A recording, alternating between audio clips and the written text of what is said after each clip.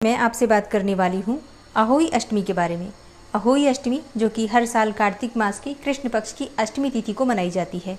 करवा चौथ के ठीक 4 दिन के बाद अहोई अष्टमी का व्रत किया जाता है। और जैसे कि करवा चौथ का व्रत किया जाता है अपने पति की लंबी आयु के लिए, उसी प्रकार से अहोई अष्टमी का व्रत करते हैं संतान की लंबी आयु के लिए। संतान की सुख समृद्धि की कामना से, उनके उज्जवल भविष्य की कामना से इस व्रत को माताएं धारण करती हैं। इस दिन पूजा की जाती है अहोई माता की। ऐसा कहा जाता है कि अहोई अष्टमी के दिन अहोई माता की पूजा करना, उनका दर्शन करना अत्यंत ही शुभ और श्रेष्ठ फल देने वाला होता है। तो आज की वीडियो में आप जानेंगे कि अहोई अष्टमी साल 2024 में कब है, अष्टमी की तिथि कब प्रारंभ हो रही है, कब समाप्त हो रही है, व्रत हमें कब धारण करना है और अहोई अष्टमी के दिन अहोई माता की पूजा किस प्रकार से करनी चाहिए। संपूर्ण जानकारी अहोई अष्टमी व्रत से संबंधित आज की वीडियो में शेयर करने वाली हूँ। तो बहुत महत्वपूर्ण है आज की वीडियो, पूरा ज़रूर देख लीजिए। अच्छी लगे वीडियो तो लाइक भी ज़रूर कीजिए, क्योंकि आपके लाइक्स, आपके कमेंट्स मेरे लिए बहुत महत्वपूर्ण होते हैं। यही एकमात्र ज़रिया है जिनसे मुझे पता चलता है कि आपको ये वीडियो अच्छी लगती हैं और आपके लिए ये वीडियो उपयोगी है। तो अगर वीडियो अच्छी लगे तो लाइक तो ज़रूर ही किया कीजिए। और अब सबसे पहले जानते हैं कि अष्टमी तिथि कब प्रारंभ हो रही है, कब समाप्त हो रही है और अहोई अष्टमी का व्रत हमें कब धारण करना है।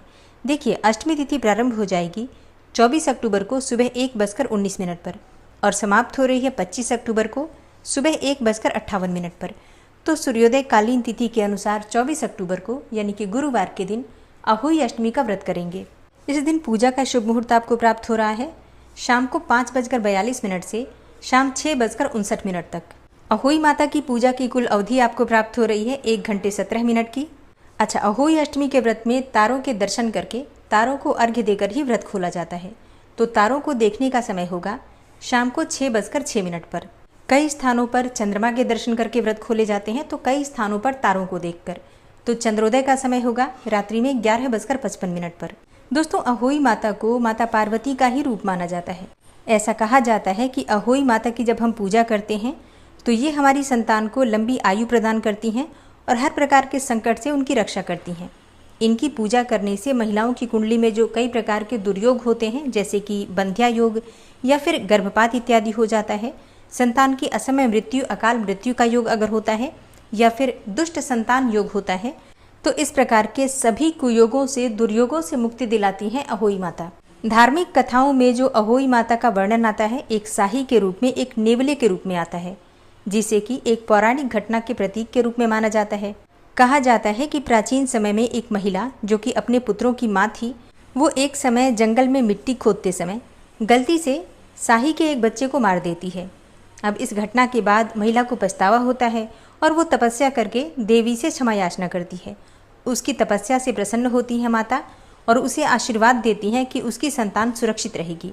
तब से ये परंपरा चली आ रही है कि अहोई माता की पूजा करने से संतानों की रक्षा होती है और सभी महिलाएं अपने पुत्रों की लंबी आयु की कामना से, उनकी सुरक्षा की और उनकी कल्याण की कामना अहोई माता से करती हैं। अब बात करें अहोई माता की पूजा विधि के बारे में, तो देखिए, अष्टमी तिथि के दिन प्रातःकाल जल्दी उठना है। उठकर स्नान इत्यादि करके अपने व्रत का संकल्प ले लीजिए।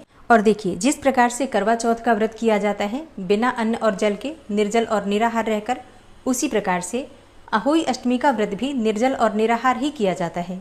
तो सुबह के समय व्रत का संकल्प लेते हैं, फिर दिन भर बिना अन्न और जल के ही रहा जाता है और शाम को अहोई माता की पूजा की जाती है। तो एक चौकी पर लाल कपड़ा बिछाकर या फिर पीला कपड़ा बिछाकर अहोई माता की आप चित्र या फिर मूर्ति स्थापित कर सकते हैं। वैसे बहुत से लोग दीवारों पर ही अहोई माता को चित्रित करते हैं, गेरू से या फिर रंग से अहोई माता का चित्र बनाकर उनकी पूजा करते हैं। वैसे अगर आप कर पाते हैं ऐसा, तब तो बहुत अच्छी बात है। नहीं तो दुकानों पर भी मिल जाता है, मतलब पूजा की जो दुकान होती है वहाँ पर आपको कथा की पुस्तक भी मिल जाती है और अहोई माता का चित्र भी मिल जाता है, तो आप चाहें तो ले सकते हैं। चौकी पर कलश की स्थापना कीजिए, दीप प्रज्वलित कीजिए और विधि विधान से धूप, दीप, अक्षत इत्यादि अर्पित करके अहोई माता की पूजा कीजिए। इसके बाद अपनी इच्छा के अनुसार माता को भोग अर्पित कर सकते हैं।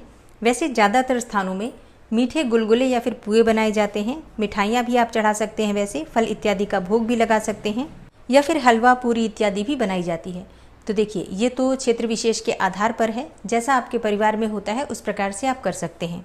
इसके बाद वहीं बैठकर हाथ में अक्षत और पुष्प लेकर व्रत की कथा सुन लीजिए और कथा सुनने के बाद माता से अपने बच्चों की रक्षा के लिए प्रार्थना कीजिए। कथा आप चाहें तो किताब से भी पढ़ सकते हैं, जो किताब आती है अहोई माता की, आप उससे भी पढ़ सकते हैं, या फिर हमारे चैनल पर भी कथा की वीडियो अपलोड होगी, आप उसे भी सुन सकते हैं।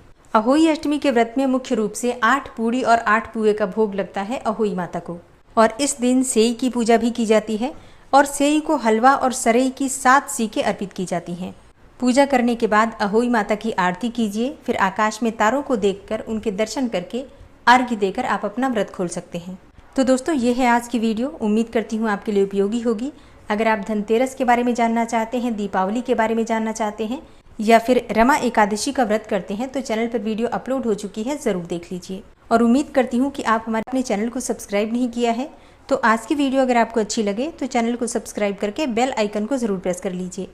इससे ये होगा कि इस चैनल पर जो नई वीडियो अपलोड होंगी उनकी नोटिफिकेशन आपको सही समय पर प्राप्त होगी। मिलती हूँ मैं आपसे अगली वीडियो में, तब तक के लिए जय श्री राधे।